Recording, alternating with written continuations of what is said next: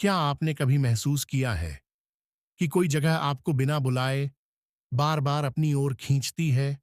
क्या आपने कभी सोचा है कि कुछ लोग पुरी जाकर रो क्यों पड़ते हैं और कुछ लोग वापस आकर कहते हैं, अब जीवन बदल गया?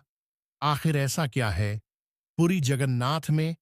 क्या ये सिर्फ एक मंदिर है या कोई ऐसा रहस्य जो सिर्फ बुलाए गए लोगों को ही समझ आता है? आज इस वीडियो को अंत तक देखिए, क्योंकि शायद पुरी आपको भी बुला रही है। पुरी, जहां भगवान सिंहासन पर नहीं बल्कि भक्तों के बीच रहते हैं, जहां भगवान पत्थर के नहीं बल्कि लकड़ी के हैं।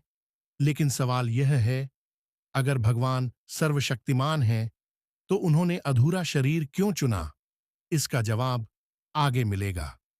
जब आप पुरी के सिंहद्वार तक पहुंचते हैं, तो समुद्र की गर्जना सुनाई देती है। लेकिन जैसे ही आप मंदिर के भीतर कदम रखते हैं, वही आवाज अचानक गायब क्यों हो जाती है? क्या यह सिर्फ संयोग है या भगवान यह बताना चाहते हैं कि बाहर की दुनिया का शोर अंदर आकर मौन बन जाता है? और एक सवाल, इतनी ऊंची इमारत होने के बावजूद इस मंदिर की छाया धरती पर क्यों नहीं दिखती? इसका जवाब आस्था में में छुपा श्री है। कृष्ण का दिल आज यह भी दुनिया मौजूद का है, शायद जिसे एकमात्र हर मंदिर 12 है साल में जहां पुरानी भगवान मूर्ति से हर कुछ निकालकर नई वर्षों मूर्ति में डाला में जाता अपना है। शरीर बदलते और यह हैं। प्रक्रिया काफी लेकिन क्या आप महत्वपूर्ण जानते है। हैं, इस शरीर दौरान अगर बदलता कोई है, श्री कृष्ण के दिल भगवान को नहीं। देख ले आधी तो वह रात, तुरंत मर जाता है, अंधकार, जिसकी कई आंखों घटनाएं पर हमारे पट्टी सामने बांधे आती। सेवक, एक रहस्यमयी तत्व, एक शरीर से दूसरे शरीर में।